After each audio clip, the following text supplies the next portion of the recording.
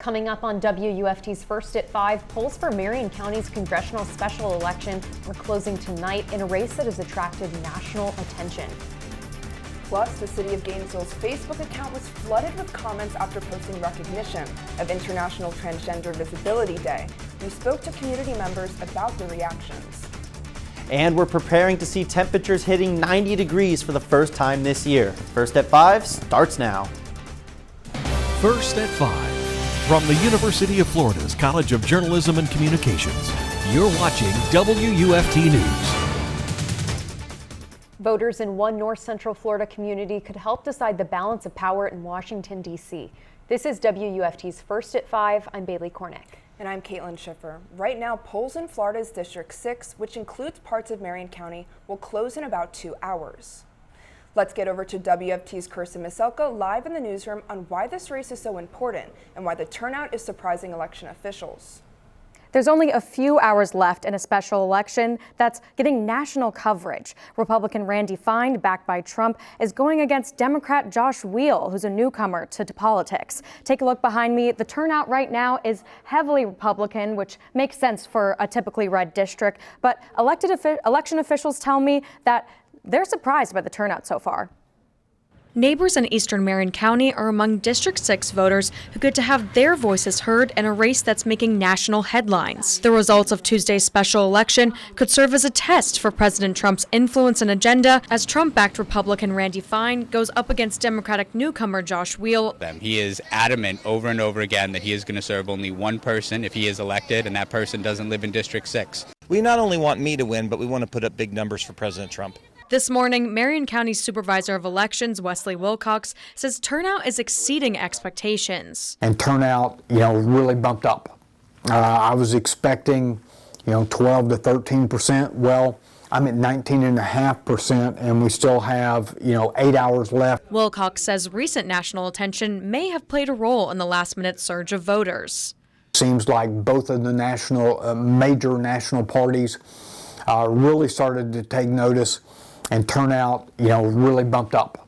If Fine were to win the seat vacated by current National Security Advisor Michael Waltz, the House of Representatives will maintain Republican control. But if Weil flips the seat, the already narrow majority becomes that much smaller, making it tougher for the president to pass his agenda. Voters I spoke with were motivated by national issues and party loyalty. I voted for Josh Weil because I'm not happy with Trump, what he's doing to our country. I think it's dangerous. One voter who supported Randy Fine told me off camera that he wished President Trump had gotten more involved in Fine's campaign to help boost visibility. With both parties keeping a close eye on the outcome, this special election could offer a glimpse into how national politics are energizing local voters, even in an off-cycle race. District 6 voters have until 7 p.m. tonight to get their votes in. Live in the newsroom, Kirsten Miselka, WUFT News. The City of Gainesville acknowledged Transgender Visibility Day with a post on social media Monday. And the post was met with hundreds of people in support and just as many upset about the city's recognition. WUFT's Radesha Robinson is live at City Hall to detail the post and spoke to some of the commenters about why they were compelled to speak out. The City of Gainesville's post sparked a wave of reactions in the LGBT community. Some are in support of the city, others push back. Gainesville's recognition is pushing towards inclusivity. Some feel is a step forward. Transgender Visibility Day is meant to uplift and recognize trans people. For some in Gainesville, the city's public support meant a lot. If they go through some education, they can see that this is who we are. We are just people like everybody else, and we don't want to harm everybody. We just want people to leave us alone. She feels safe knowing that the city is on her side. In the past, she felt scared to go out in public. Knowing that the city has our back is very reaffirming. The post received hundreds of comments, some voicing strong opinions. Many argue that the city shouldn't be taking a stance on the issue, while others express personal or religious belief against it. LGBTQ+ ally Tristan Frower has 2 moms. He grew up with understanding and compassion towards the community. I'm not someone that fully understands the trans or even the LGBTQ+ community because I'm not but I know enough that we need to support them. Support many in the community feels is needed. We reached out to the city for a comment about the post, but we are still waiting to be heard from for an official reply. Live in Gainesville, Radesha Robinson, WUFT News. The Florida Highway Patrol is working to learn what caused a late-night crash in Marion County that killed a pedestrian. Troopers say a vehicle was traveling south on Highway 441 when it struck the pedestrian walking north. No one else was hurt in the crash. This morning, we got a sneak peek at the warm weather to come, and it looks like it's coming in hot. Hopefully, the rain isn't following too close behind. WFT's Matthew Clark joins us now with this week's weather forecast.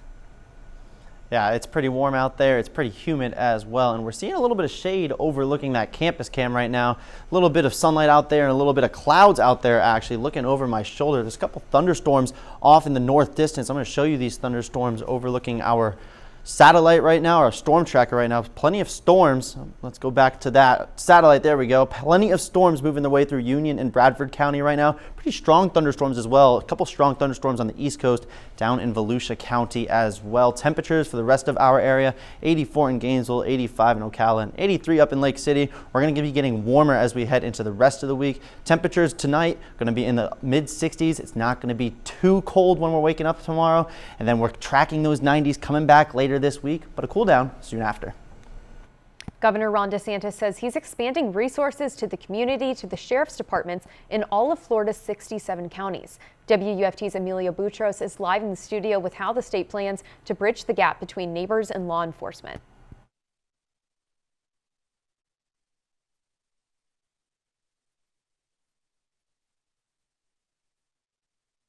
Halfway for Floridians to get them on what the governor says is the right path. A liaison station will be added to the sheriff's offices in the state of Florida.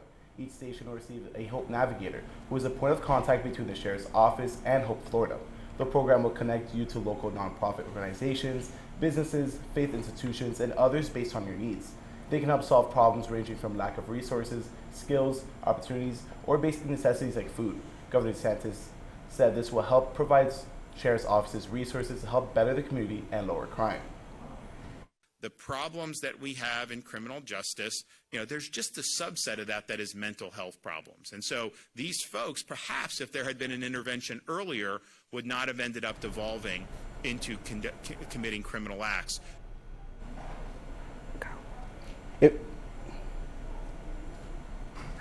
If you're interested in learning more about Hope Florida, visit the website at hopeflorida.com to learn how the initiative can help you.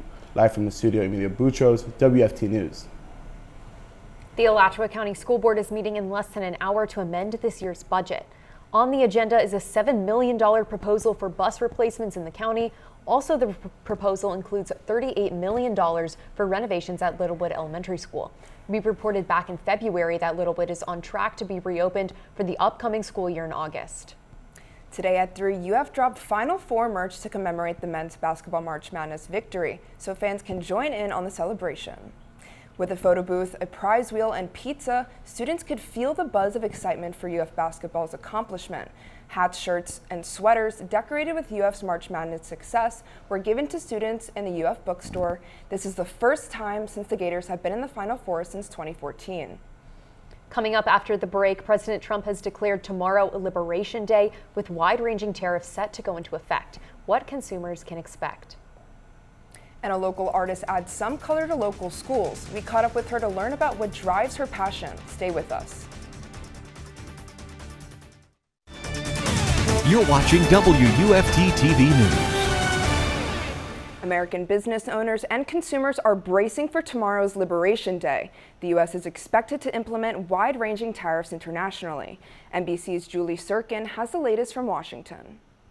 Because they know I don't play games. On the eve of what he calls Liberation Day, President Trump is getting ready to unveil his new plan for tariffs. Taxes on imported goods on every country. Whatever they charge us, we charge them, but we're being nicer than they were. While the president says he has a plan, the size and scope are a mystery, and the uncertainty could lead to higher prices for most U.S. industries. But a majority of Republican lawmakers are standing with Trump. Most of the I represent agricultural business, so most of the concern is actually retaliation against the export of American agricultural products.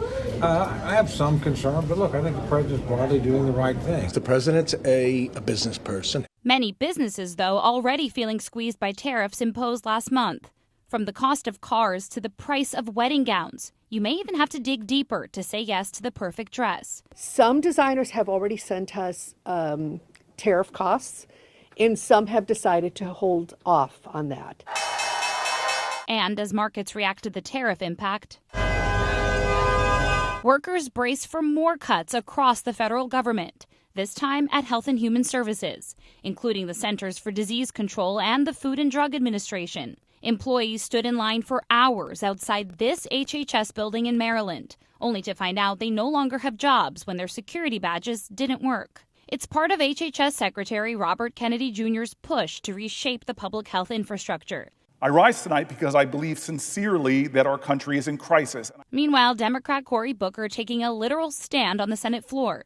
He began speaking Monday night just after 7 p.m. and continued well into Tuesday, shining a spotlight on what he calls a grave and urgent threat from the president's actions. In Washington, Julie Sturkin, NBC News. Dark skies overlooking our campus this afternoon. A couple of summer-like storms are impacting our area, and then a hot temperature sets up the rest of the week. I'll have that after the break. You're watching WUFT-TV News. It's been nearly 6 months after Hurricane Milton devastated Tampa Bay and up to North Florida's coast. Now, the National Hurricane Center is officially considering it one of the most powerful Atlantic hurricanes on record. This ties Milton with 2005's Hurricane Rita for the 4th lowest minimum central pressure in an Atlantic hurricane. Meteorologists say the lower the pressure, the stronger the storm. It made landfall on Siesta Key as a Category 3 hurricane, weakening from a monster Cat 5. UF meteorologist William Maxim says Milton was a storm that will be remembered for causing destruction over an unusually large area. The thing that I thought was most notable about Milton was that we had much more tornadoes than we typically see, and they weren't happening very close to the center of the storm. The center of the storm was moving into North Florida, but we had large violent tornadoes in South Florida on that day, and that was something that was unexpected. The NHC says Milton caused 27 indirect deaths, all in Florida, and 15 direct deaths, 6 by tornado near Fort Pierce and Vero Beach, and then 4 by falling trees and 2 deaths due to freshwater flooding. Well, the good news, guys, is hurricane season is just 2 months away. And it's better to be safe than sorry, and have your hurricane preparedness kit ready. You're right, Bailey. It's so much better to be safer than sorry. But Matthew, can you tell us a little bit more about this week's weather forecast? Yeah, I mean, yesterday we had some sunshine, but now there's a little bit of dark skies overlooking our campus cam right now. A couple thunderstorms, that summertime afternoon thunderstorms. It feels like summer out there. 85 degrees right now, and dark skies overlooking that campus cam. Been going on and off from shade to sunshine. Then overlooking on our west side, we see some couple more dark clouds, and just looking at that radar, we see some of those thunderstorms moving north in Union and Bradford County right now. Pretty strong thunderstorms moving their way east towards Stark. Then in Volusia County and near Flagler, there's also some pretty strong thunderstorms on the east coast. So the storms are going to remain on the east coast tonight and stay north of us. Could have a chance of a shower though. 84 degrees here in Gainesville, 85 in Ocala, and 79 down in Crystal River. It's feeling quite warm out there right now, and those temperatures aren't going to drop too much further. Just going to be getting down into the lower 70s. It's going to be another warm, and it's going to be another muggy night, and then those cloud coverage is going to start to move in as we head into the overnight hours. So looking at our futurecast, those storms are going to stay well to the east of us. Could have a chance of a passing shower over the overnight hours. Waking up, there's some cloud coverage in our area, still getting those winds from the south. It's going to be warm and humid tomorrow morning. And then most of those showers are going to stay north of us in Suwannee County and then in Georgia. For the most part, though, we could see about a 10% chance of showers tomorrow. Always a chance of showers. That feels like summertime. Thunderstorms type of year. Right now, though, what we're being dictated by is a dip in the jet stream. So a lot cooler temperatures over on the west coast, and then this ridge is going to really build and amplify over the next couple days, bringing us some very warm temperatures here in our area. So look at these highs over the next couple of days. Wednesday afternoon, 93 degrees, 91 in Ocala. Then again, we're waking up in the 70s on our Thursday morning, and then heating up into the 90s again for the second straight day, and going down in the 70s again, waking up on Friday morning, and then into the upper 80s on Friday. So if you're outside for the next couple of days, you're going to be feeling that warm, and you're going to be feeling that muggy temperatures. And look at the muggy meter right here. This is summertime dew points, and we are getting a little bit of a relief on Friday and Saturday, and that's going to start with this weather system out in the Midwest right now in the southern Great Plains. So this system is going to bring a large area of a 3 out of 5 risk. Oklahoma City is in effect for this area. Then a large area of moderate risk, 4 out of 5. Strong tornadoes are possible. So this system is going to start to move its way in through parts of the Midwest and parts of the area, and then it's going to cool us down, bringing us some pretty strong storms in the Midwest, and then it's going to head its way towards our area on Monday, and then look at that cool down on Tuesday. So we're feeling warm, and then we're dropping off with a 60% chance of rain on Monday into the 70s next week. A local artist is helping to beautify Gainesville High School. The new mural was unveiled late last week. It's a collaboration between students and the nonprofit organization Mindful Messages. The aim of the project was to inspire and empower students through art, as well as honor the first African American to graduate, Dr. LaVon Wright Bracey. The artist and founder of the Mindful Messages shared the meaning behind this mural. This piece is just how influential it feels, that the message itself was about being the change, and that the students were able to kind of pair that with the history of LaVon Wright Bracey. Mindful Messages says that they were merging with the Gainesville Fine Arts Association and are in a planning phase to create a mural at Eastside High School next spring. You're watching WUFT-TV News. In other news, Florida baseball is coming off a challenging road series in Oxford, returning home to host University of North Florida. The pitching carousel continues, having rotated 15 different pitchers across the 3-game series against Ole Miss. Tonight will provide an opportunity for the Gators to reset on the mound in preparation for the upcoming home series against number 14 Vanderbilt this weekend. One last note, Trinity Catholic High School hired a new head boys basketball coach today, Coach Tim Feinenbaugh. Time for one last break. When we come back, Matthew will have a final look at your forecast. Even though it's technically only spring, it's going to feel like summer here for the next couple of days. We got 90s across the board. It is going to be hot. It is going to be humid for the next couple of days. If you have anything going on outside, you are going to feel that heat. It's not the most enjoyable weather out here right now in Florida, but then we get a much needed late season cold front on Monday, bringing us a 60% chance of rain. And then look at that, we get a slight decrease in temperature, a much needed slight decrease in temperature with highs in the 70s. It's going to be beautiful next week, but it's hot this week. Like the Gator fans are saying, like we're saying, Gator boys stay hot, and it seems that's certainly true for the weather. Gator boys definitely do say hot. Thank you, Bailey, for that. Yeah, thanks for joining us. And we're back here tomorrow for another edition of First at 5. But your North Central Florida news is always on at WUFT.org and on all of our social media platforms. Have a great night.